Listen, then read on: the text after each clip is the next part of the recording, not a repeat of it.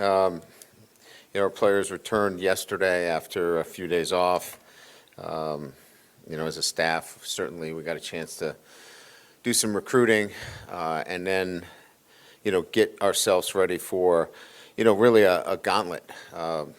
6 SEC games in 7 weeks. And I think we've all realized that each and every week, if you do not play your best against an SEC opponent, you leave yourself vulnerable. So we know that. We know what's in front of us. We're excited about what lies in front of us in a sense of, we've got outstanding teams that we're playing. They're nationally ranked. This is the part of the season now where, teams, begin to show what they're made of. And for us, certainly what we're looking for is a complete game. We have not played a complete game. And when I use the word complete game, I'm referring to offense, defense, and special teams complementing themselves and each other, right? What we've had is, bits of really good performances, in particular the second half by our offense, but not a very good start or a good first half by our offense, but our defense playing well. And in particular, you just look to the Ole Miss game where we did not play efficiently enough in the offensively to start the game in the first half, got ourselves behind, and then played well in the second half and had an opportunity to win the game. That can't happen. You leave yourself open to last play of the game, last series of the game, key stop. We just need to play a complete game where our offense complements our defense and special teams. That hasn't shown itself yet. It will. We've worked hard on that. Our players have committed to that. And now we'll get an opportunity to show ourselves against a really good South Carolina team, a team that, I think many know is led by Lenore Sellers, who's an outstanding athlete, incredible arm, has the ability to change a game. We saw what he did against us last year. Certainly somebody that we have to make sure does not wreck the game for us. Again, Coach Beamer does a really good job in all phases, but, their special teams this year in particular, really show themselves. I think that's going to be a great challenge for us. They've got an outstanding returner. They've changed the game in a couple of instances on special teams. Vakari Smith, as you guys know, he's got 3 punts for touchdowns already. So that gets your attention immediately and understanding how important special teams will be in this game. Last year they blocked a punt. Generally, as you know, if you block a punt in a game, you stand a great chance of winning the game. We're still fortunate enough to win that game. So we've got to be really clean in special teams. We've got to be able to accent the things that we do well as well in terms of our returners. But we've got to play really well in special teams. Defensively, they've got an elite pass rusher, probably one of the best that we'll see all year.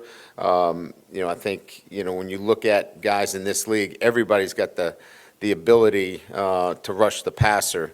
But again, I think in our situation, we're going to have to do some things to take care of Dylan Stewart. We're going to have to, be very cognizant of where he is. He can obviously disrupt your passing game, and we'll have to be very, very aware of where he is. It's accomplished defense. They've got good pieces back from last year. This will be a great football game in Tiger Stadium. We're excited to be back at Tiger Stadium and look to continue to have our success there. So with that, we'll open up the questions. Coach, obviously you mentioned the importance of complementary football. How much of a part of that is also trying to capitalize more on some of the turnovers you guys are creating on defense and turning those turnovers into more points? Yeah, I think your point is well taken, Koki. Those have turned into field goals. We need to turn those into touchdowns. I don't know that they've been empty possessions, but they haven't been impactful possessions for us offensively. And so, Yeah, that's part of this, right? This is about playing more consistent football offensively for 4 quarters, and then taking advantage of your opportunities, whether it be special teams, which they have, turnovers, which they have, and we're going to have to continue to do that or get to that level if we want to have the success we're talking about. Brian, just a general health update. Could you kind of give us updates on Weston and Paul and Caden, maybe anybody else that you think might be questionable? I think we'll list Weston is a go, Caden is a go, Nuss is a go, Paul is questionable, and Anderson is a probable. Those are our guys on the report right now. Right. We've seen Alex Atkins sitting next to Joe Sloan in the press box. Can you kind of work through what his role is on game day, and is he influencing play calling or anything like that with Joe working together? Yeah, they're collaborating. In particular, Alex has been assigned the run game, and I think that collaboration occurs. I can hear it on the headsets. They work well together, and that's why, I've said this before. We want to run the ball more efficiently, but I see the signs of that coming together. So we expect that to get better and better as the season goes on. But yeah, those two are collaborating on game day. Coach, last week you talked about wanting to see some differences in the passing game. Yeah. Can you go into a little bit more detail on that? And then secondly, would you want to see the receiver rotation maybe in series be reduced, or is that what you were talking about? Can you just elaborate a little bit more? I think last week or 2 weeks ago, you saw less personnel moving in and out of the game at the wide receiver position. We were setting almost every play for a particular player, and in some instances that's good, but sometimes you don't get the flow of the game, right? There's two things going on. So I think we felt more comfortable what the rotation was last week in terms of our receivers being in and out of the game. And look, I think at the end of the day, it's more explosive plays. We were 1 of 7 when we threw the ball down the field. We've got to hit some of those shots that we came up short on. Those are big plays that usually led themselves for us to touchdowns. So big plays down the field, we've got to hit on those. And then I think finding a nice rhythm offensively where we're not, going over the boards every time, on a shift change. We've got to be a little bit more consistent with our flow. This game included, but also just around the country, there were a lot of quarterbacks heading into the year that people were very, very, very, very excited about, but hasn't always necessarily gone to plan for those guys. So since it's more of a nationwide trend, do you think it's more about quarterback development at the high school level? Is it about the way defenses are sort of attacking quarterbacks nowadays? Like, is there anything that sort of goes into this, or is this just a big coincidence and I'm making this all up? You left me plenty of room there. Koki. Your shield is down. I love it. Look, I come from this a different perspective, right? I think we have all this build up to the season. We have all this time to read and think about who the best is, and everybody's got to get their shout out as to who the best quarterback is and and sometimes that's just, not realistic. I think what I'm more interested in is let's be a little bit more patient. Let's see how this thing plays out. We got a big stretch of games in front of us. Whatever your narrative is on our quarterback, so be it. You earn what you get in everything you do in life. But there's so much in front of us. So I just think maybe the lesson is in everything we do in life, let's be a little bit more patient. Let's wait till all the facts get out. Let's be a little bit more interested in what this process looks like than trying to get out with some kind of announcement right out of the gates. That's just my opinion. This probably dovetails into that, but last week some unsettling news regarding Kyron Lacey's situation there. Just him having been a part of this team. What are your thoughts on that, and will you use it to address the team regarding it now? No, look, and it does. It kind of follows up on Koki's question. Is that, I thought that this is a process that takes time. I think I said back in, when this occurred that let's wait until all the information comes out, because for us to make these, universal statements early on, it doesn't serve anybody well. And so, I don't have any facts here. I'm following it just like you guys are. Let's just be patient and make sure that all the information gets out. He's loved by us. was loved before and is loved after. So, there's not really a need to talk to our team. They follow it. They love Kyron. He was a great teammate, and he's going to be missed. Coach, how did Nuss respond to last week, and what do you think you'll have for him this week in preparation for the game? Yeah, I mean, he's like I said, I mean, he's feeling better and better. We didn't do a lot with him last week. We wanted to use that as a recovery week for him. Obviously he did a lot with VR, stayed involved in everything that we're doing, run game checks, splits checks, things of that nature. But we just cut him down from, the throwing.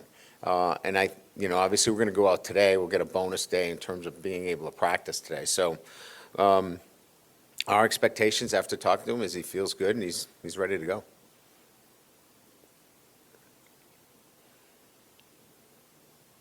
Good? We're not letting you out of here that quick. All right. I was hoping. Go ahead, Matt. Harper only played 9 snaps. Is there an expectation that that might increase, or are you primarily going to run with the 3 guys? I think it's a game-to-game situation. We trust Dylan, but there's certain situations we want to match those 3 players up in the game. And I think that the way the game was playing, we felt more comfortable with that 3-man rotation. Dylan's in that opportunity to be a guy that plays more, but I think it's going to be game-to-game. Without tipping your hand too much, I mean, were there any other light bulb moments in your self-scout over the bye week that you were like, okay, yeah, this is obviously something we need to look at and figure out? No, I think there would all, we've been so much better in the second half than the first half. From an offensive perspective, play a little bit more to our strengths, and really, like I mentioned, much more of an efficient 4 quarters of offense is what's needed. There's no major changes. There's no, hey, we're going to go to a split back veer or do something crazy here. We have to be more efficient in our passing game. We've got to hit shots down the field. And then we have to be much more efficient with the run game. So we've been working hard on it. Our guys have. I'm proud of the way they really locked in last week in a bye week. And my expectations is this offense is going to continue to get better week after week. With a guy like Sellers this week, how do you feel like this team has improved, particularly when it comes to stopping, running quarterbacks, athletic quarterbacks like him? I mean, that's the first question that you would expect to hear. Last year, Sellers, when he was in, hurt us running the football. So first and foremost, we have to have a plan in place to stop the quarterback run. And then you got to keep him in the pocket. He operates best when he's outside the pocket. So, discipline in our pass rush lanes, having a solid scheme up front to take away the quarterback run. And then, let him be who he is, right? I mean, he's a quarterback with great talent. He makes plays outside the pocket down the field. We've got to avoid the big chunk plays. Well, again, getting the running game going is a relative term to, for me, in terms of efficiency. You don't want to be one-dimensional, but you want to be able, when you run the football, you can have some success, like we did against Ole Miss late in the game, right? How do you carry that to, where we're going to bludgeon people up front? That's not who we are right now. But we need to have a running game that keeps you honest, that you can't, put 5 guys in the box and cover down with 7 others. So fair box runs, we've got to be better at, and we've got to be able to run the ball efficiently when you give us that look. If you want to play too high safety and give us fair numbers, we've got to be efficient at running the football, and we will be eventually. Brian, right here in the front. I guess 2 real quick. First, for just some clarity, what if anything did Garrett do on the practice field last week, and then 2, with Carius and Weston at the right tackle spot, just is it still an open competition between those guys? How do you just sort of handle that spot along the offensive line? Yeah, Nuss was involved in the entire practice. We just didn't have him throw. He threw with a towel, which is just getting the motions and keeping the arm ready. But he did essentially all of the mental work for what we had for the days on the field. Yeah, I mean, Weston Davis obviously couldn't play in the Ole Miss game, but look, he's got some snaps underneath him. Karras is there. If Weston needs a blow, we can also look at Karras inside at the guard position now that, Paul is banged up. So we've got some flexibility with Karras to move him into the guard position or the tackle position. With Nuss being limited last week, what did you see from Michael Van Buren, maybe in growth from when he first got here to now, and what do you think some things that maybe he needs to work on? I think, he's beginning to command the offense the way I'd like a starter to command it, not a backup. I thought earlier in the year he commanded the offense like a backup. I want him to go in there and with confidence, with communication, and do that. And I thought he did a very good job when he was given the reins last week. So those are all really positive things because I think we see his skill set. He's got a live arm. He's got some elusiveness. He's got some grittiness to him that you can see in game situations. But, we really like Mike. We knew what we were getting in the portal. I think it's just his maturation now as a freshman coming into his own now that he's been in this program. So I thought it was a really good week for him. Yeah, after, if I can go back to Ole Miss for a second, when DJ Chester was available to return in the second half, you all stayed with Kern to start the second half. Why did you all make that decision? Because what we saw in the first half, essentially, I think if there were major issues, Matt, Brad and I would have probably made a decision there to make the change. But we felt like Karras was giving us good energy. He was protecting our edge really well in the passing game. There were a couple of mistakes inside out, which we expected that was going to happen. But by and large, we felt like let's let the young guy play, and that was kind of our sense. The job that Kyle Parker's doing, you have a number of guys like him. Kyle Parker? Yeah. Yeah, just the job that he's doing. Probably Yeah, doesn't get him- absolutely. I think he's, look, he's a player that we had a lot of confidence in, but, it was hard to get him on the field at times because you've got a great player in Aaron Anderson. So being able to get some of those guys in rhythm, as was talked about earlier, is important because he gets now a little bit more time on the field. It's not one play in, one play out. And so I think we've been able to see his skill set. He was really big for us in fourth down.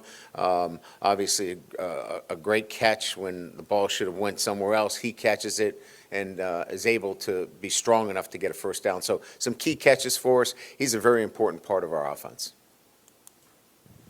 Coach, you mentioned last week about how distractions had been an issue, some players not locking in for 4 quarters, and you wanted to get that fixed. How do you do that this week before South Carolina as you try to lock in to play complementary football like you mentioned? Yeah, the distractions to me is just, having focus, one play at a time. It's 4 to 6 seconds. You can't let the next play affect the play that's coming up. I think that's sometimes competitive maturity and growing as an individual. I think we have some guys that have that can do that and lock in every single play and not let their play kind of go up and down. It's a process of guys playing and understanding when they see that they're not playing well, they got to remind themselves to lock back in, keep this to a 4 to 6 second play, and move on to the next. And that, I think, as I said, a number of our veteran guys have it. We got to get all of our guys on the same page. You might have talked about this after the Ole Miss game, but I think people said you ran the ball twice in the first half with a running back, perhaps. Is it a case of having to stick with it sometimes, even when you're not having success? Yeah, it's circumstantial to a lot, Jacques, in terms of the runs, right? You want to be able to set up what you're doing as a play caller. And look, I think Joe does a really good job. He obviously is under the microscope. I get it. He gets it. We're looking for balance in our offense. And sometimes the circumstances are such that, a run call doesn't make sense here. But we clearly understand the need for balance. We clearly understand the need to complement our defense, and you can't do it just by throwing it. Obviously, a lot of the focus is on the offense. Or the defense gave up some big plays.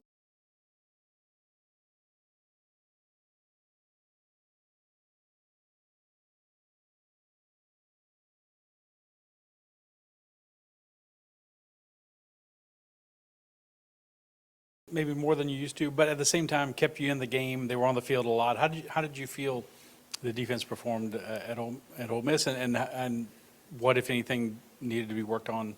What Well, points we of gave emphasis up, were we this gave week? up 7 points in the second half. You know, anytime against an Ole Miss offense and Lane Kiffin's offense, if you give up 7, you feel like you should win the game. We just did not meet the level of our defense in that game. Yeah, listen, our defensive players to a man would tell you that was not our best game. But if that's not our best game, it was still good enough for us to win the game if we play up to our standards on offense. That's really, when you break it all down, that's the end of the story there.